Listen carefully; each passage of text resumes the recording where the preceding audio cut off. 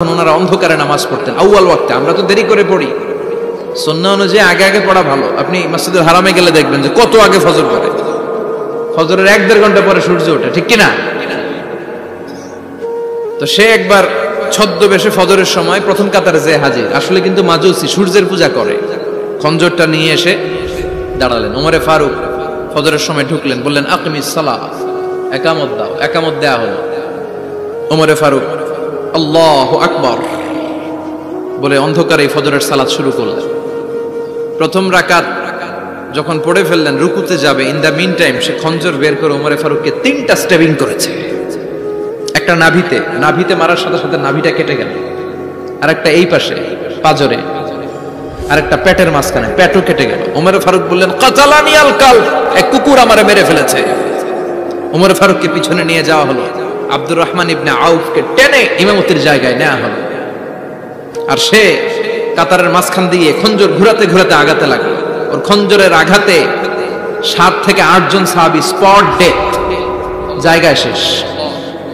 ওমরে ফারুক বেহুশ ওমরে ফারুক। ওনার মুখে দুধ দেয়, দুধ ওই নাভি দিয়ে বের হয়ে যায়, নাভিজ দেয়, নাভিজ পেট দিয়ে বের হয়ে যায়। রাষ্ট্রীয় চিকিৎসকরা বুঝতে পারলো উনি আর বাঁচবে না, বেহুশ। সবাই দাঁড়িয়ে আছে। কি হয় আমাদের আমিরুল মুমিনিনের, 10টি বছর তিনি অর্ধ পৃথিবীর শাসন করেছেন, উনার ভয়ে বাঘে মহিষে এক ঘাটে পানি খেত। হুশ ফেরার পরে ওমরে ফারুক বলেন আমারে মারছে কে, আমার কি অবস্থা, বাঁচবো কিনা, আমার ছেলে আব্দুল্লাহ কোথায়, আব্দুর রহমান কোথায়, আমার বিবিরা কোথায়, কত সম্পদ আমার আছে, কোথায় গেলে ভালো চিকিৎসা পাওয়া যাবে, কিচ্ছু সে বলে না। হুশ ফিরার পরে ওমরে ফারুকের প্রথম প্রশ্নটা ছিল আসল্লান্নাস, আসল্লান্নাস, আমার দায়িত্বে, আমার নেতৃত্বে যে ফজরের একটা নামাজ শুরু হয়েছিল, এটা কি ঠিক মতো শেষ হয়েছিল? আল্লাহু আকবার, আল্লাহ। আসল্লান্নাস, মানুষের নামাজটা পড়ছিল, 1 রাকাতের দায়িত্ব পালন করতে পেরেছে, এরপর হুশ নাই। বাকি 1 রাকাতের কি হয়েছে, মুসল্লিদের কি হয়েছে, সালাতটা ওয়াক্ত মতো হয়েছে কিনা? আসল্লান্নাস, এটা ছিল ওমরে ফারুকের প্রশ্ন। সুবহানাল্লাহ কইবেন না? তাহলে এই সালাতের গুরুত্ব আছে না নাই? সর্বপ্রথম এই সালাতের ব্যাপারে in the day of judgement আমাদেরকে প্রশ্ন করবে কে?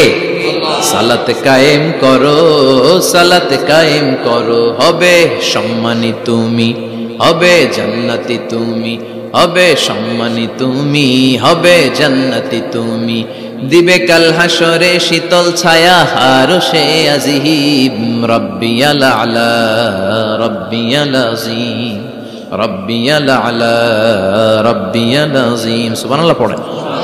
এজন্য নামাজ, এই নামাজ যাতে মিস হয়ে না যায়। সব মিস হতে পারে, নামাজ মিস হতে পারে না।